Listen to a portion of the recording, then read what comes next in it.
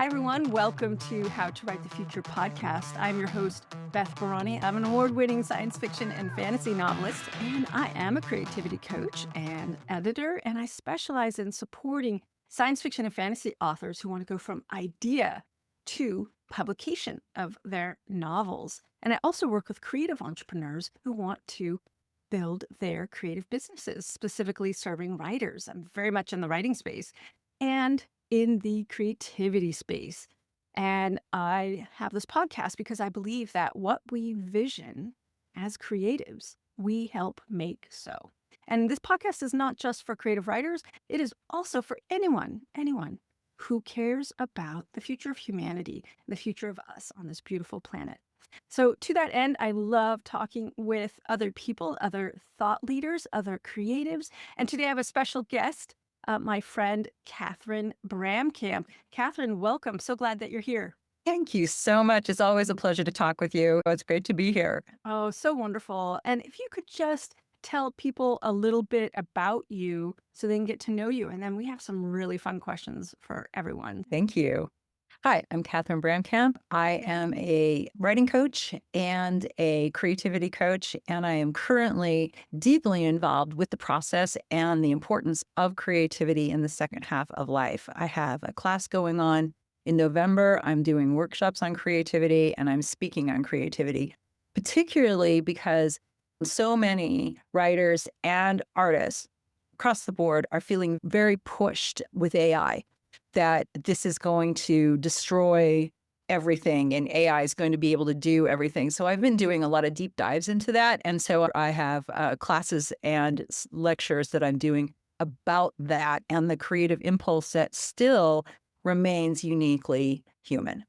So that's, and I have a master's in creative writing. There's something there. And you're a novelist. And I'm a novelist. Yeah, I've published about 27 books. So I have experience with that in self-publishing and traditional publishing both. And I'm a poet, novelist, and a nonfiction writer. Yeah. And Catharine writes a monthly column for our blog, Writers Fun Zone, if you want to check out her really fun creative advice. And also, I should say, funny. You are very funny. Thank you. It's one of the things I really love about your articles. Not everyone can pull that off in their teaching. These are little teaching articles for writers. So funny. So we're here today to really address kind of the period that we're in. And of course, our time period is not unique in the fact that it's highly chaotic. So I would really love to hear from you on, in your experience and opinion, how does art respond to chaos? And I would also be more specific, like how do artists respond to chaos, or how can we respond to chaos? When we first talked about this, it's an interesting question, and one that when I dove into it, I realized that ironically, when the world is extraordinarily chaotic, art thrives because it is one of the best ways that we have to exert some control over our own situations. So if everything else is going crazy, my recommendation is, first of all, turn off your social media and definitely turn off the news because it's becoming louder and shriller with very little facts to back it up. That's a little depressing. And dive into your work, which can very much be a response to what is raging around you. But the difference is, with art, with our writing, with our music, with our sculpture, our visual artwork, fiber arts, we're controlling our environment for even a half an hour. You are creating and controlling. And that is astonishingly important and huge. If you spend even a little time, 15, 20 minutes doing a little painting or even, coloring a mandala, you come away from that, you walk away from that a lot calmer. You have exerted something and in turn created. And I think art is really an important response to chaos. That's the very first. Art is second responders. Artists tell you something happens, like World War I. Artists, their job is to tell you what happened and deliver meaning. How can we create meaning for the next 10 years, for the next generation, about what happened? That's also part of an artist's job, is We have first responders in an emergency, and artists are the second responders to give that emergency some sort of container for us to understand it better. Wow. Oh my goodness. So many good things you said there. One about control. I know I feel better even if I can spend 20, 30 minutes on my writing. And two, being second responders. I've never heard anyone say that. I think that is so delightful. It can be painful, right? We process our emotions through our art, and so important because we help others interpret. We help others have meaning. And kind of a sidebar to that is I listen to French radio all the time. And part of the reason I go to it is because I want to hear them talk about the world. And they're focused on this particular channel I listen to is a lot the artists. It's also politics, and it's also what are people thinking and talking, because they have fun call-in shows. But they have a fabulous news show where comedians comment on the news and make hilarious little skits. And I know my French is pretty darn good because I can get most of the humor. And over time, I've now gotten getting better at understanding the context, because a lot of it is, of course, French focused, but not just. Yeah. And context. Yeah.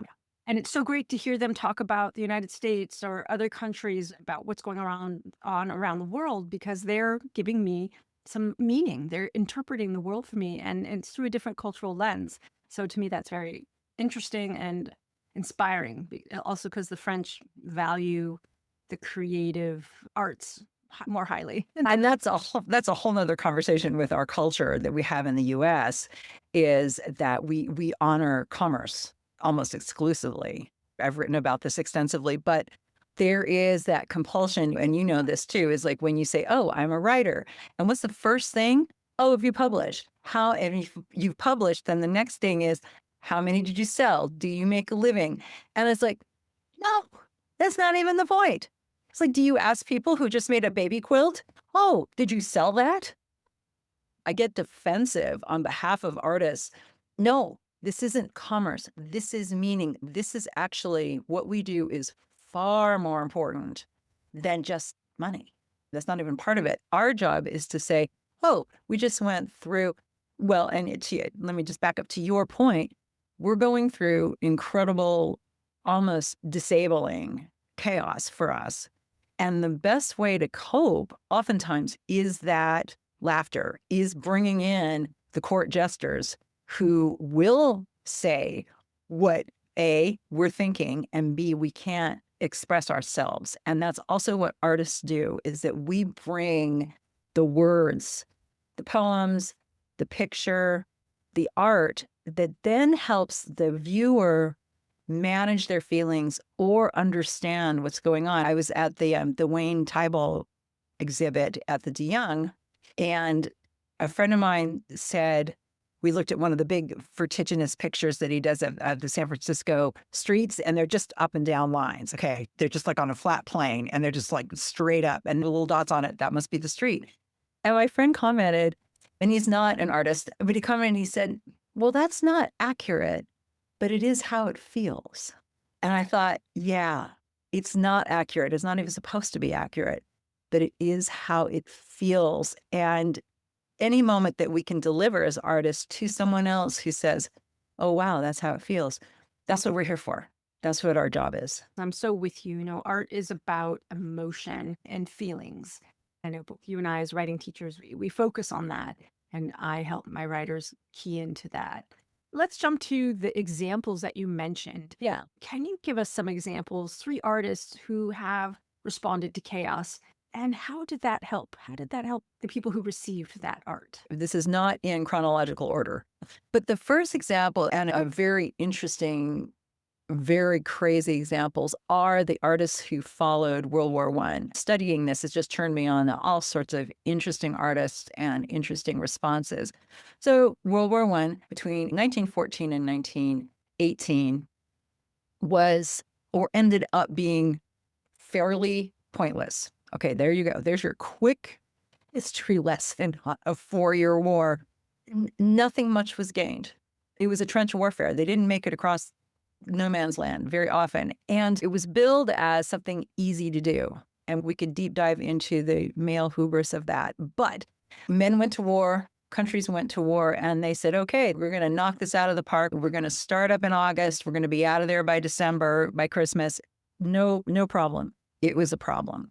One of the defining features of this particular war is the influx of machinery. So it was won by modified Gatling guns from the Civil War 40 years earlier into machine guns. And think of that word, machine gun. Tanks were starting to come in, not successfully, by the way. If you really want some hilarity, read about the first tanks that tried to get over the mud in no man's land. Did not work out well. Bombs, mustard gas, all sorts of really dehumanizing systems. So the response then from artists was like a Max Ernst, where you start seeing collages, photo montages where they're using photography to mess around and create different art. They're melding human parts, human bodies into machine bodies as an expression as to how people were treated, how the soldiers were treated just as fodder. And that was the reality coming out of this war. It wasn't glorious. Artists like Owen marched into the war thinking it was going to be glorious. And after a year in the trenches, started writing poems saying, no, not so glorious. This is pretty bad. And the poets started to express what was going on. So that's where you get the Flanders Field and the poppy icons. All of that is coming from the artist saying, oh, this is not working out at all. What's interesting was that it was so fast. So by the 1920s, the art was in full bloom and the expression and the dissatisfaction was being expressed. As we move into World War II, the Vietnam War, and even 9/11, it took the artists more than just a year to turn that around, which is interesting as well. They needed to process it. So you get something a little bit later, Hemingway aside with the Spanish Civil War, those traumatic experiences usually took some time to digest. Sometimes it's a fast turnaround, like Guernica was created in 1921, right after the bombings in Guernica. And that was in 1937-ish. Don't quote me. Picasso was responding, to that very quickly and wanted to express how awful that was. And we still go and stand in front of that mural size painting and say, how can we not do that? The question is, who's standing in front of it saying, how can we not do that? Because there are some people who will remain nameless who have not seen a piece of artwork probably ever in their lives. But it's interesting to watch how the artists are looking at the world and responding to the world. So all during the 20s and the 30s, you have literary, poetic, and visual responses to what's happening in the world and how that is destroying. And I'll finish up with this segment is with F. Scott Fitzgerald with The Great Gatsby. What is, quote, the villain in this book is his car, the machine. And it's beautiful. So you have this car that says artwork, it's yellow, it's gorgeous. It's the reason that there's even a mechanic with a wife who's having an affair with Daisy's husband. Daisy, who is a careless rich person, that's another fabulous line, the careless rich, is driving the machine, runs over a woman, doesn't take the blame because the machine is linked to Gatsby and he's the one who gets killed. Sorry, spoiler alert. I found that link fascinating in the light of this first Great War was emphasized and was won not by, it was won through exhaustion and a last minute entry by the Americans who also brought over the Spanish flu because, we'd like to be a full service operation here. And not only that killed more people. Oh, yay. That was the response on a big historical level. On a more personal level, one of the artists who I've studied, Mary Delaney, grew up exactly in the 18th century. She was born in 1700 and died in 1789. She covered the 18th century. And one of my favorite quotes was, there was a little bit of trouble in the States in 1776. They were in Bath. They didn't care. Whatever. She had a typical upper class British life in that she was living on an estate in Ireland. First marriage, terrible. Second marriage, a love match. And when she lost that husband, in those times, the women had very little recourse. They didn't inherit. In fact, he was going to make a will, never got around to it, died first. A typical Jane Austen plot kind of situation for Mary. Well, she had a lovely friend who, it was a Duchess Duchess of Portland, yes, who put her up in her house, which isn't too bad if you have a 150 room house. It's pretty easy to put your friends up. No one notices you. So Mary has nothing. She's at the whim of friends. What does she do? She starts collaging, essentially. She sees plants like a flower and says, oh, I could reproduce this with tissue paper, with colored paper, and starts to cut. Now, you think about this. She cuts tiny little petals, glues them down. She cuts tiny little stems, glues them down. She cuts over 900 of these. They are so interesting that the Duchess says, oh, guys, you need to come over and see this, including King George and Queen Charlotte, who loved the work. The curator at Kew Gardens sends her exotic examples of flowers so that she can reproduce them. A lot of the flowers she reproduced over the course of this, and she's 70 when she started this, okay? For 15, 20 years, she's like the darling of these botanists saying, hey, reproduce this. Hey, reproduce this. Some of those flowers, some of those plants have gone extinct, and her representations of them are the only thing that is left. So one would think, okay, you're famous. That's nice, but that still doesn't put bread on the table. King George and Queen Charlotte liked her so much. She was a gregarious woman and very friendly. They liked her work and her so much that when the Duchess of Portland passed away, and now Mary doesn't have a place to live, they found a cottage for her on the Windsor complex, and she lived the rest of her life out in a very comfortable situation next to Windsor Castle. So there's an example of someone who takes what could be construed as complete chaos in her own personal life, but gets herself out of it through her art. And she loved doing it. So that's the other thing to remember is, and I tell this to clients all the time, it's like, okay, yes, you want to be famous or known for your work, but like a musician with a hit song, do you want to play that all the time?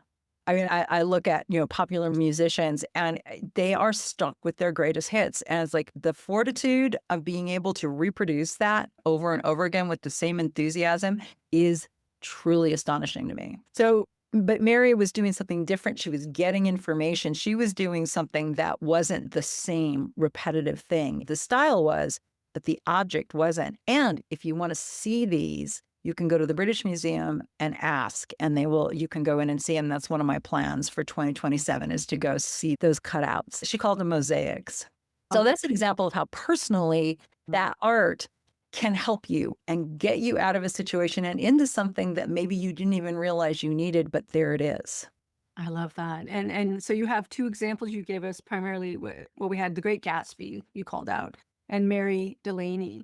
But you also mentioned Max Ernst, Guernica, Picasso. Was there another example? I mean, we covered, these are wonderful. You have Salvador Dali, who, drips things with persistence of memory. What does that really mean? You have artists who are responding to trends in psychology, in new systems of thinking. You have artists who are responding to two back-to-back wars. You could even call it a 65-year war, essentially. You have a little piece of depression in the middle. They're responding to this constant rattling around. Somebody like Virginia Woolf, who wrote Between the Acts, that was written right before World War II exploded. And there's a number of artists who predicted that idea because they were in this quiet trench saying, the other shoe hasn't dropped. What are we doing and what is going to happen? Frida Kahlo is another example of an artist who works her way through trauma, and very personal, very intense. She led a very intense life, as you guys are probably all familiar with, but she found a way to keep herself going with that kind of expression. And that's exactly what we do. And you can do it in the middle of a city. You can do it like Natalie Goldberg or like Georgia O'Keeffe, where you get yourself out of the city because you need a space that's going to be calmer. You can do it dead center in the middle of New York City, like Lee Krasner, or I'm totally spacing on my 1950 beatnik women who have made incredible work. You have Max Ernst. Again, he's the one who had, if you ever see a kind of a Victorian gentleman image with a bird head on him, that's a Max Ernst thing. He's really good at creating extraordinarily disturbing things because he was dealing with an extraordinarily disturbing time in the middle of the wars, in between the wars. I think this perspective is so helpful. And it actually makes me think about, well, my choices, how I have responded.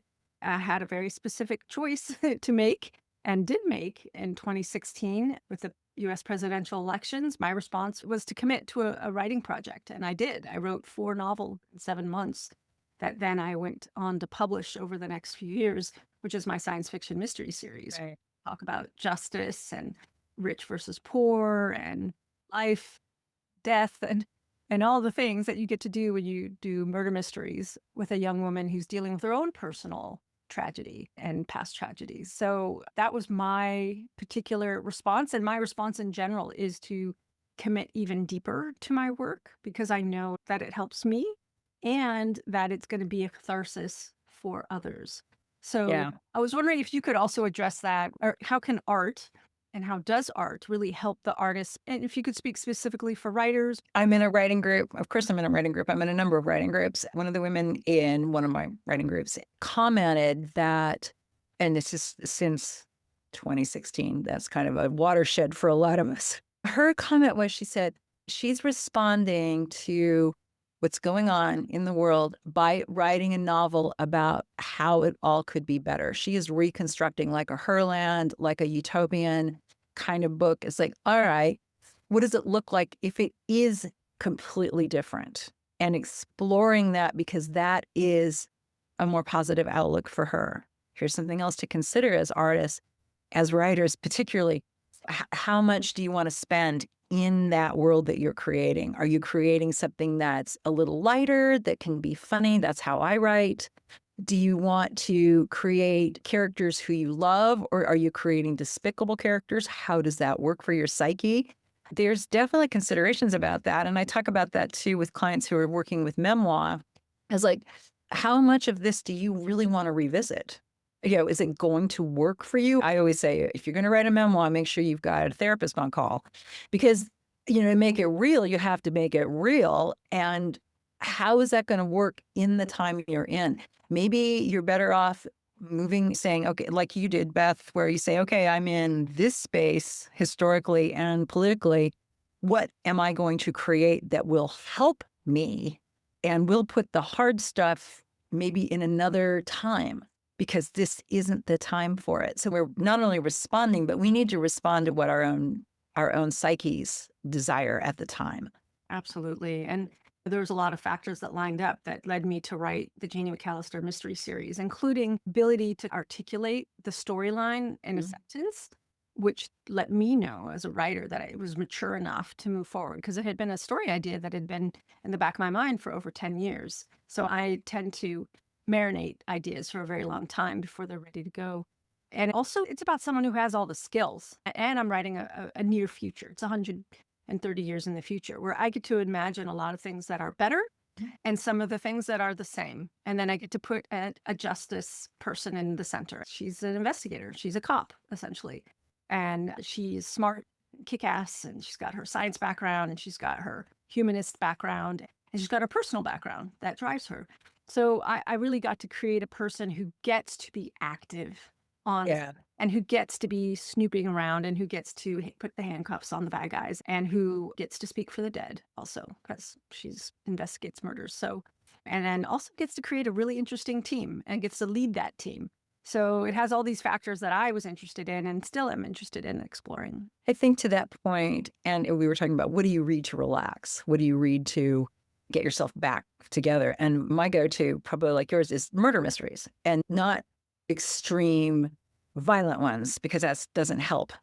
But it's an odd answer for some people because they're going to say, well, why not romances? Why not fantasy? What is it about murder mysteries? Because the bad guy gets caught. That is hugely satisfying and does not happen in real life. And that's why I like to write them. And that's why I like to read them. I just flashed on a character that I could put in my next Sexy by 60 series. And it's like, oh, I can make this really repulsive person and then they'll have their comeuppance. That never happens. Let's do it in fiction. And again, that's what we're offering Yeah. as writers. I love that so much. And it's funny, I actually watch a ton of mysteries. Sure. I tend to gravitate towards action, adventure, romance, or sci-fi. Or I did just read a romantasy by Kate Johnson. And she's a writer who does a broad range of stories. And it did turn out to be also action adventure. I've moved away from reading only romances. I used to. I've read a ton and I've written a handful. But what I love is the action adventure quest, evil and women becoming really powerful with magic and things like that. Oh, yeah. Just having a particular set of skills, like in her Max 17 series, her badass heroine. So I need to kick butt somehow in my stories, both the ones I write and the ones I read. Oh, I think that's huge. I mean, the K-pop Demon Hunter movie is incredible because that is exactly what those young ladies are doing. Is they're kicking ass. They've got their materials. They got their Spoilers. I haven't seen any of it yet. It's worth an hour and a half of your time. So I want to wrap up. I have a question, which is, what does it mean for you to write the future? I think it means that I can create it for myself. That's something that writers end up doing. So I've written books way back a long, long time ago where it's like, oh, that actually came true. Oh, put that into the universe. So like with my creativity book that I'm working on, my premise is the universe is expanding. So I think it's expanding through our art. I think it expands when we bring it more joy, more interest, more introspection. And that's important. Creating something is important because it starts pushing the boundaries out a little bit more. That's how I look at it when I'm creating my art. It's just adding. Everything we do adds in a positive way. I love that. I love that. So how can people find out about you if they want to check out your books, your programs? Where can they go? They can go to my website. It's not beautiful, but it's informative. It's like how I'm working with it. I'm at Catharine-Bramkamp.com. Super easy, just my name. Well, Catharine, I know we could go on, and I love talking with you. And from the moment we met at that writers conference many, many years ago, it was so fun. I love hearing your perspective and also bringing your humor out into the world. I love sharing that with folks through our blog. So I just want to say thank you so much for being a guest on How to Write the Future. And everyone listening, write long and prosper.